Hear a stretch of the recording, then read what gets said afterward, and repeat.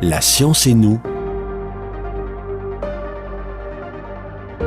Une émission proposée par Sylvie Vauclair.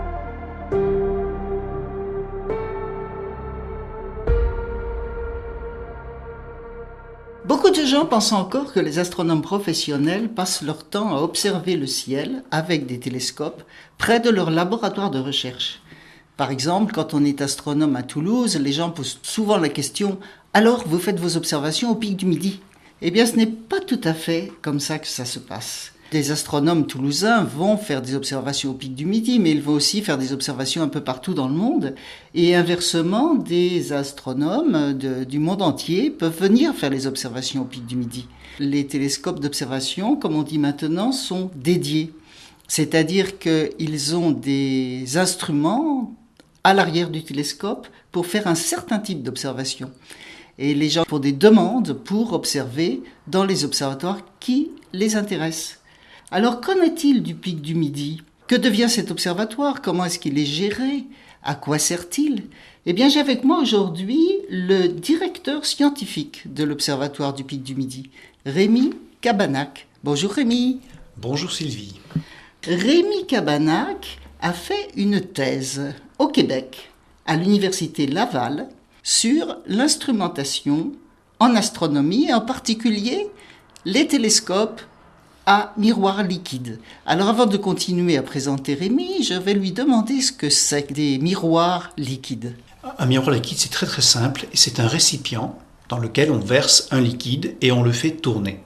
Alors pas n'importe quel liquide, je suppose, et pas n'importe quel récipient. Et pourquoi est-ce qu'on fait ça plutôt que des miroirs classiques ?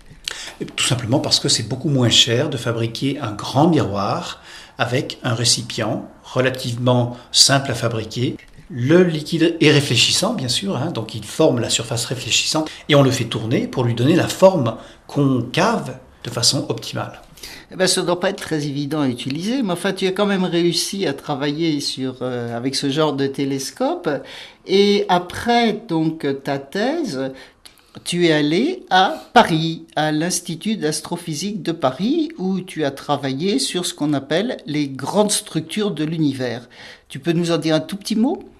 Oui, alors depuis la fin des années 80, on a découvert que la distribution de matière, de galaxies, était très inhomogène. C'est ce qu'on a appelé la structure à grande échelle de l'univers.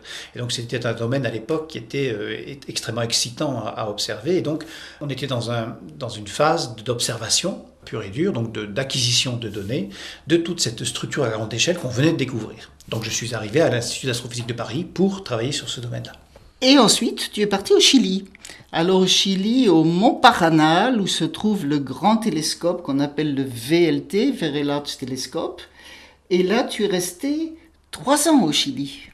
Oui, les grands télescopes internationaux qui fonctionnent donc en mode service ont besoin d'astronomes pour observer pour d'autres astronomes. Et je suis parti faire ce métier pendant 2 ans. J'ai observé avec ces grands télescopes et j'ai observé les programmes d'autres astronomes qui m'ont demandé de le faire. Donc tu observais pour d'autres, mais est-ce que tu faisais des observations pour toi aussi ou pas du tout ? Oui, alors en fait les 2 premières années de ce postdoctorat qui avait 3 ans étaient subdivisées de façon très simple. Les 2 premières années, on était plutôt au service de la communauté, donc on observait pour les autres. Et la 3e année, on observait uniquement pour nous-mêmes sur ces mêmes télescopes. Et donc on avait 1 an d'observation pour soi tout seul.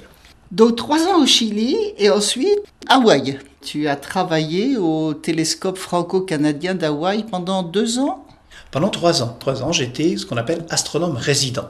Donc là, c'est vraiment une carrière internationale que l'on peut faire en tant qu'astronome, partir à l'étranger et travailler pour des observatoires astronomiques. Alors il y en a un petit peu partout dans le monde. Les grands observatoires sont au Chili, à Hawaï, en Californie ou aux Canaries. Et ensuite, donc, tu es arrivé chez nous en 2006 pour être d'abord responsable du télescope Bernard-Liot du pic du Midi. Donc le télescope de Bernard-Liot, tu peux nous expliquer, c'est le télescope dont le miroir a 2 mètres de diamètre. Oui, alors c'est pour les gens qui connaissent un petit peu la région, quand on passe à Tarbes, on voit le pic du Midi, et c'est la grande tour qui est au sommet du pic, à côté du pylône de fusion. C'est ça, on voit l'antenne, on voit la coupole du TBL à côté, et quand on est bien placé, maintenant, on voit un pylône du téléphérique. C'est vrai que tout ça s'est développé au cours des années 90-2000. Donc tu as été responsable du TBL en 2006 et dès 2008, tu es devenu directeur scientifique général de la plateforme du Pic du Midi. Alors la plateforme du Pic du Midi, ça veut dire le télescope Bernard-Liot, la partie soleil, donc télescope Bernard-Liot, c'est-à-dire la partie nuit, la partie soleil avec ce qu'on appelle la coupole tourelle, et puis aussi l'aérologie. Et l'aérologie est quelque chose d'important, on en parlera tout à l'heure. Peut-être peux-tu nous parler donc un petit peu plus en détail maintenant de ce télescope Bernard-Liot.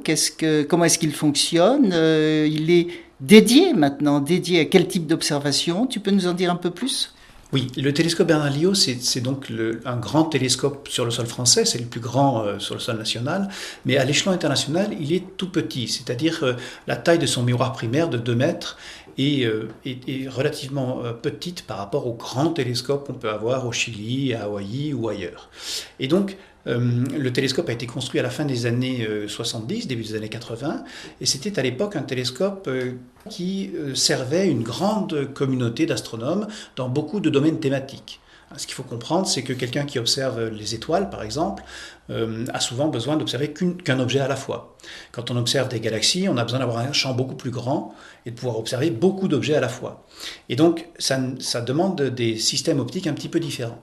Et donc, à la fin des années 90, le télescope Bernard-Liot a décidé de se spécialiser dans le domaine de l'analyse de la vie des étoiles, de leur naissance à leur mort, à travers une mesure très spécifique. Attends, tu dis le télescope, c'est amusant ça. Le télescope a décidé de se spécialiser. En fait, c'est une équipe qui s'occupe du télescope qui a décidé de spécialiser le télescope dans un certain domaine. Oui, alors en réalité, un télescope est financé par une agence qui sert une communauté d'astronomes. Et ce sont les chercheurs qui décident ensemble de spécialiser un télescope ou de le dédier à un domaine d'études particulier. Et donc c'est bien la communauté française des astronomes qui s'est dit le télescope Bernard-Liot devrait nous servir plutôt à observer les étoiles que les galaxies.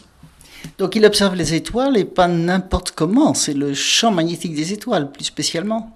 Oui, le télescope Bernard-Liot a été un des premiers télescopes dans le monde avec le télescope franco-canadien d'Hawaï, à pouvoir faire ce type d'observation par l'instrumentation qu'on a accrochée au télescope.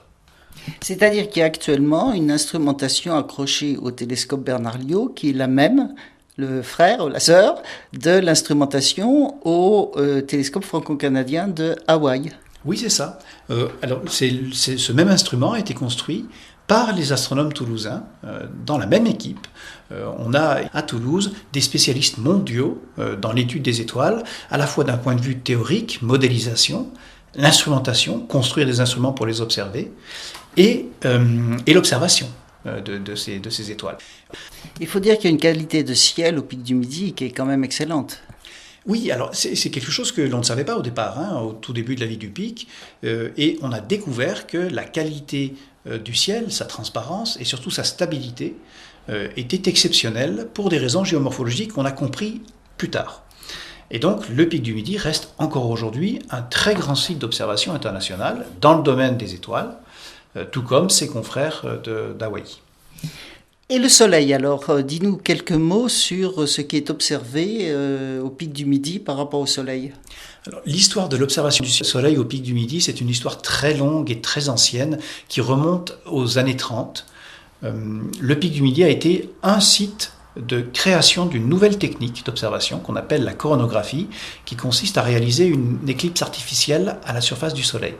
Et c'est donc l'opticien Bernard-Liot qui a développé cette technique. Bernard-Liot, à qui on a donné le nom du télescope de 2 mètres pour l'honorer. Et donc cet astronome a développé ce coronographe au Pic du Midi, et depuis 1930, on observe le Soleil au Pic du Midi avec cet instrument, à travers des instruments de plus en plus développés, complexes et récents, bien sûr, contemporains. Et aujourd'hui, est en préparation un nouveau coronographe qui va observer donc la couronne du Soleil et qui se trouve être, par les hasards de la fabrication, le plus grand coronographe du monde qui sera installé au Pic du Midi à partir de cet automne. Et là, on observera la couronne solaire. Alors, on va essayer de mieux comprendre la relation entre la température du Soleil lui-même et la température de la couronne, aussi extraordinaire que ça puisse paraître. Des questions aussi fondamentales que ça ne sont pas encore très bien comprises en physique solaire.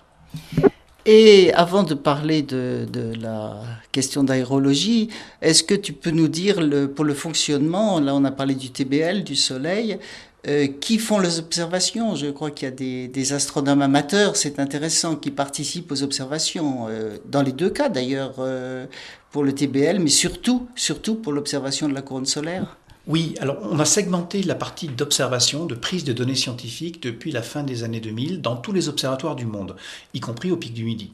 Avant, les astronomes montaient au sommet, prenaient des observations et repartaient avec leurs données. Et aujourd'hui, on ne fait plus ça du tout comme ça. Aujourd'hui, ce sont les observatoires eux-mêmes, avec leurs équipes techniques et aussi scientifiques, qui observent pour les astronomes qui ont besoin d'avoir ces données. Et donc c'est le cas au TBL, c'est ce qu'on appelle les observations de service. Donc au TBL, on a des équipes à la fois d'observateurs qui sont engagés par l'observatoire lui-même et qui vont faire les observations. C'est un petit peu le travail que je faisais au VLT, au Chili, quand j'étais postdoc là-bas. Et au coronographe, on a aussi un mode de fonctionnement très particulier et là absolument unique en France. On a, je dirais, créé au Pic du Midi la science participative en accueillant une association qui fait toutes les observations scientifiques de ce service d'observation national, dont le seul scientifique professionnel, l'astronome, est directeur ou responsable de ce service d'observation. Donc ce sont tous des bénévoles? Ce sont tous des bénévoles et toutes ces personnes s'engagent à monter au Pic du Midi entre 1 et 2 semaines par an pour donner une partie de leur temps à la science et observer le Soleil pour la communauté. Ça, c'est parce que les astronomes professionnels n'auraient pas de financement pour faire des observations de routine. Et on a besoin des bénévoles, on a besoin des astronomes amateurs pour continuer la recherche. Alors, de toute façon, l'astronomie s'est toujours appuyée sur une communauté amateur, et en particulier pour l'observation du Soleil, on a besoin d'être sur place et d'observer le Soleil tous les jours. Et ça, effectivement, les astronomes professionnels n'ont pas le temps de le faire. Et ça coûterait extrêmement cher de payer des astronomes pour observer le Soleil. Et ben, on voit qu'il y a beaucoup d'aspects humains, en fait, dans les observations en astronomie. On va parler de l'aérologie, qui est donc un service qui gère l'atmosphère, la pollution humaine en particulier dans l'atmosphère terrestre, et puis les relations aussi avec les touristes. Je pense qu'on en reparlera la semaine prochaine, on va avoir du temps pour parler de ça, on parlera de l'aérologie et de l'aspect humain. Merci beaucoup Rémi, à la semaine prochaine.